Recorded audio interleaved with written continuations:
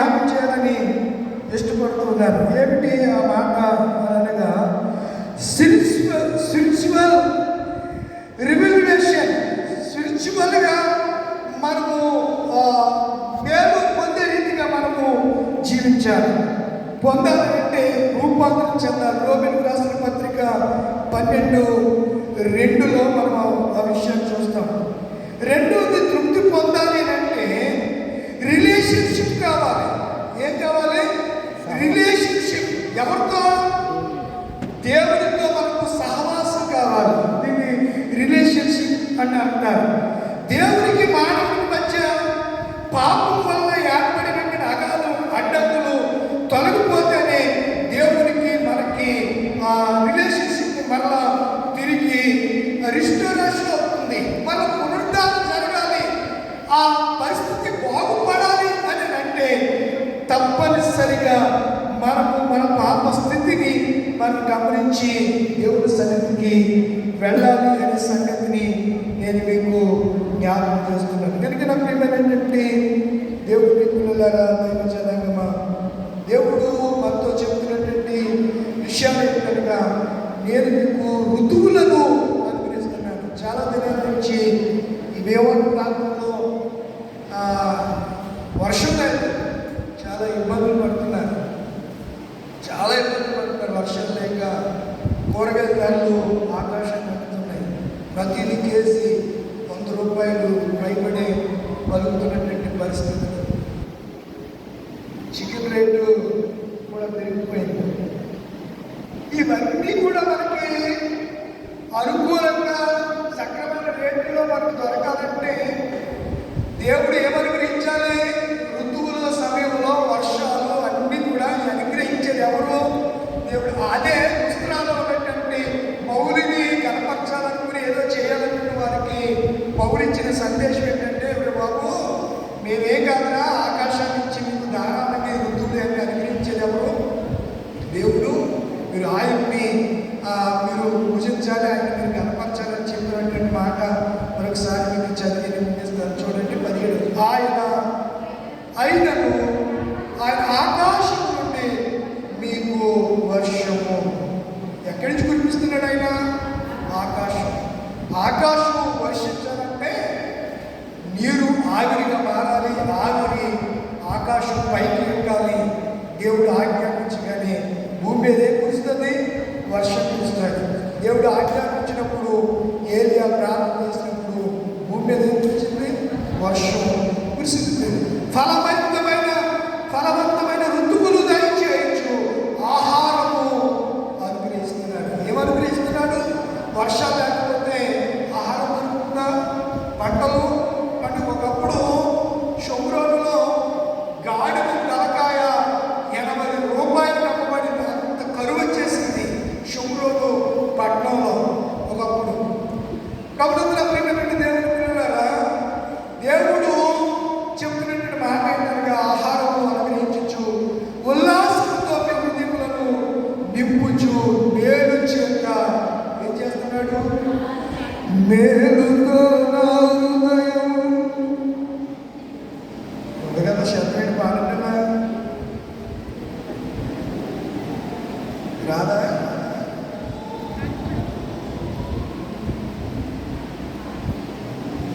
నాకేం కొద్దిగా ఉన్నాను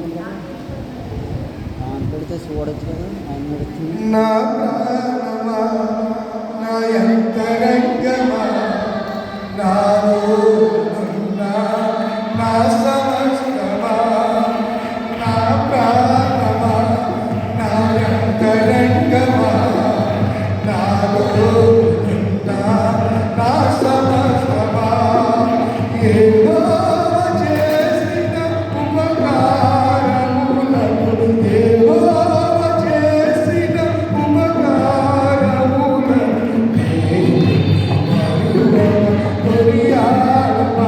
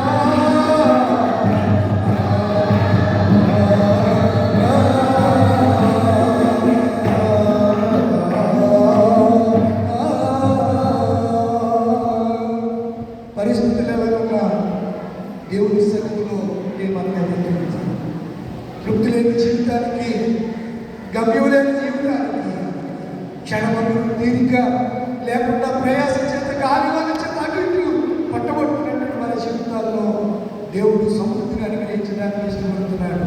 ఇశ్రాయేలు ప్రజలతో చెప్పాడు, నేను తిరిగి మిమ్మల్ని ఆకంటాను, మిమ్మల్ని మళ్ళీ బాగు చేస్తాను, రిస్టోరేషన్ తిరిగి చేస్తాను.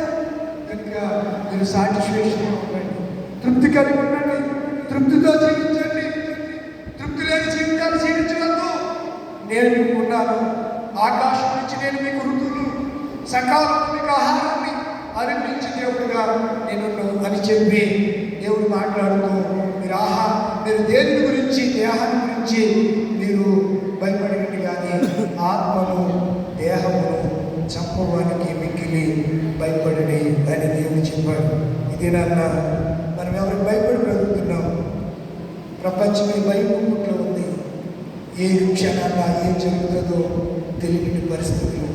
ఇలా ఈ పరిస్థితులు కొనసాగితే థర్డ్ వార్, మూడో ప్రపంచ యుద్ధం, మొదటి ప్రపంచ యుద్ధం జరిగింది, రెండో ప్రపంచ యుద్ధం జరిగింది, మూడో ప్రపంచ యుద్ధము జరగబోతుందేమో అనే పరిస్థితులు ప్రపంచంలో కనబడుతున్నాయి.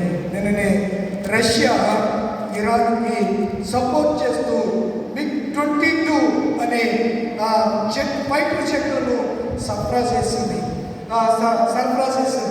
ఈ ప్రపంచ మనుగడలో రేపొద్దున జరిగేది ఏంటనగా భారతదేశం కూడా ఇరాన్ పక్షంగా వెళ్ళిపోతుంది. ఇజ్రాయెల్ పక్షంగా ఒక బ్రిటన్, అమెరికా తప్ప ఎవరు ఉన్న తర్వాత అమెరికా, బ్రిటన్ కూడా వైదొలిగితే ఏకైక దేశంగా ఉండే ఇజ్రాయెల్ దేశాన్ని దేవుడు ఏం చేస్తాడు? వారి విజయాన్ని ఇజ్రాయెల్ పక్షంగా ఉన్న దేవుడు ఆయన సైన్యములు కలిపేమో యెహోవా మన పక్షమైనటువంటి దేవుడు కూడా మన ఎట్టి పరిస్థితుల్లోనూ విడిచిపెట్టే దేవుడు కాదు. అందుకే మోషే నీ సన్నిధి రాని ఎడల ఇక్కడి నుంచి మమ్మను లేచి నిలబడదామా? లేచి నిలబడదాం. ఇది నాన్న దేవుని సన్నిధి మనతో రాబోతోంది. దేవుని సన్నిధి మనతో రాబోతోంది. దేవుడు మనతో వస్తే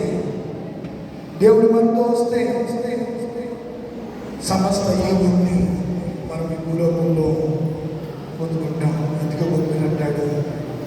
నేను నా గమ్యస్థానంలో నేను మొదలుపెడుతున్నాను.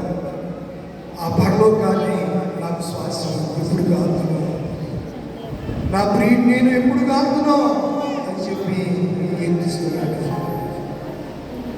ఆయన ప్రేమను ఆదరిస్తున్నాడు. ఒకసారి కూడా నా ప్రభువా, నా పరిస్థితులన్నింటిలో విడుదల అనుగ్రహించగలిగిన నా ఆరోగ్యం, నాకు ఆయుష్ నాకు సరిచేయగలిగిన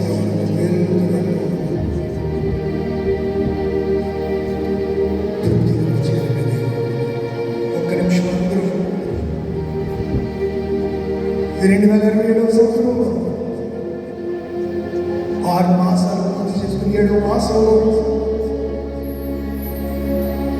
ఈ నెలలో 3వ ఆదివారం ఆయన ప్రేమించి కదిలించబడి చీకటి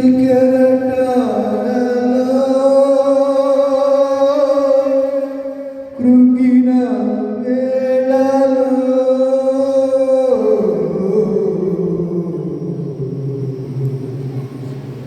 ఉదయించెను నీ కృపణాయలలో చెదరిన మనసే నూతన పాయన మనుగడయే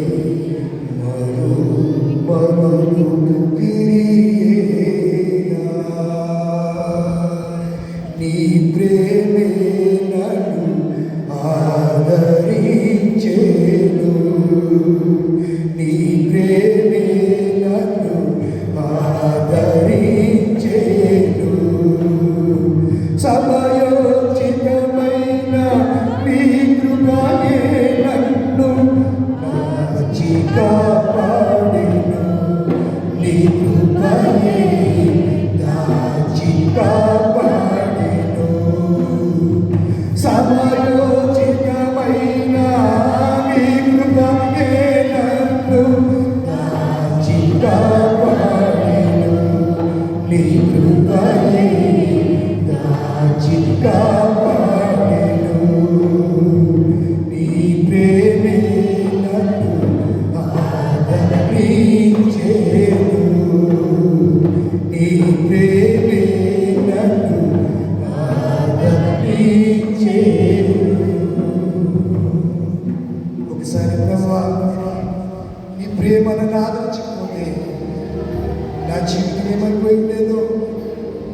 చేత, శోధనల చేత, శ్రమల చేత కృంగిపోతున్నప్పుడు, కృషించిపోతున్నప్పుడు, చీకటి జీవితంలో అలుగుతున్నప్పుడు, గాఢాధికారం కమ్ముకుంటున్నప్పుడు, ఇక దిక్కు లేదు, దారి లేదు, దారి కానగానేటువంటి పరిస్థితుల్లో చిమ్మి చీకటి అలుగుకుంటున్నప్పుడు వెలుగైన ప్రత్యక్షమై గమ్యం చూపించి గమ్యాన్ని నడిచి నన్ను హత్తుకొని నన్ను కౌగులించుకుంటుందని ఈ ప్రేమ చేతలను ఆదరించడానికి నేను ఏపాటి వాడిని ప్రభు, ఏపాటి దానిని దాన్ని ఒకసారి మన హృదయంలో ప్రభు ప్రేమను మనం గుర్తిస్తే ఆయన ప్రేమను హృదయంలో కుమ్మరించబడతారు. ఆయన ప్రేమను చేతను దర్శించబడతారు. ప్రేమ బంధము చేత ఆయన నిన్ను ఏర్పాటు చేసుకున్నాడు. తాళిని చేత, ఓర్మి చేత ఆయన నిన్ను ఓర్చుకుంటూ ఉన్నాడు. అపరాధముల చేత, పాపముల చేత పడిపోతున్నప్పుడు దేవుడు నీ వైపు దృష్టించి చూసి, మై డాక్టర్, మై సన్, నా కుమారుడా, నా కుమార్తె, నేను నీకున్నాను అని యాకోబును చేయబట్టి నడిపించిన వాడు, నడకను నేర్పిన వాడు, ఇదేనా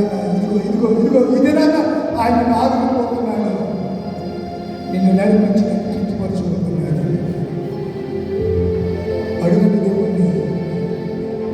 అడగని దేవుణ్ణి కార్యం చేయాలని అలాగే మీ అందరి గురించి ప్రార్థన చేసి పరిశుద్ధ తండ్రి జీవనపతి స్తోత్రమయ్యా, స్తోత్రం. ఈ దినాన్ని ఇంతవరకు మీ దాసు ద్వారా అల్పుడ యోగ్యుడైన ఈ దీన సేవకు ద్వారా కొన్ని మాటలు మీరు సంఘమైనటువంటి బిడ్డలకు మీరు చేశారు. ఋతువులను దయచేసేవాడు, ధారాళంగా అనుగ్రహించేవాడు, నీళ్ళ వర్షాలను కుమ్మరించేవాడు, తృప్తిపరచుని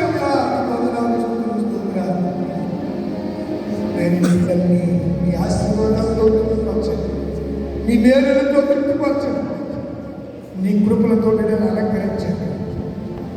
బిడ్డలందరి తీర్మానాలు బలపరిచేవారు, ఇక్కడి నుంచి ఇబ్బంది నుంచి విడుదల వచ్చిన వారి గురించి మైపోతున్నారు. బిడ్డల తీర్మానం బలపరచమని వేసిన వారు తండ్రి. ఆమేన్. సమస్త జ్ఞానం ఇచ్చిన దేవుని సమాధానం యేసుక్రీస్తు వల్ల మీ హృదయములకు తలపులు కావలియును గాక. ఆమేన్. దేవా